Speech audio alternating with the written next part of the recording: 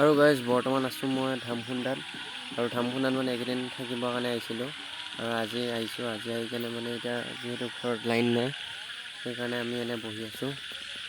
Miku আৰু মই বহি আছোঁ। তাৰপিছত এইফালে ৰাহুল আছে। তাৰপিছত আমাৰ আগফালে ধুনীয়া এটা দৃশ্য জোন ভালকৈ দেখাই আছোঁ। দেখিছে চন্দা মামা পূৰা মানে গাড়ী চন্দা মামা পূৰা ওলাই আছে ওপৰত আৰু মানে এইফালে চন্দা মামা ওলাইছে যদিও এইফালে মানে পূৰা জুবিনৰ গান লগাই লৈছে ৰাহুলে। এই ৰাতিখন মই ব্লগ বনাইছোঁ।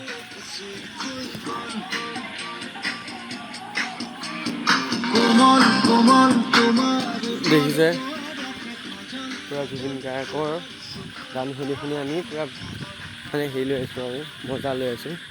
এইফালে চন্দ্ৰটো আছে আৰু কি লাগে আৰু এইটো চাইডে হেৰি নদীখন আছে।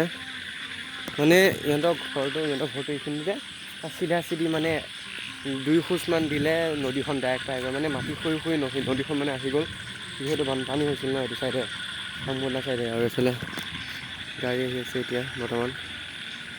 এইখিনিতে নদীখন আছে দেই এইফালে দিছে আৰু এইখিনিতে আছে এখন হস্পিটেল আৰু এইটো আছে কালী মন্দিৰটো। ত' তাকে বোলো আপোনালোককো মই শ্বেয়াৰ কৰিলোঁ এইটো। আপোনালোকে ভাল পালে ভিডিঅ'টো লাইক এটা কৰি দিব। বাই বাই চন্দা মামা।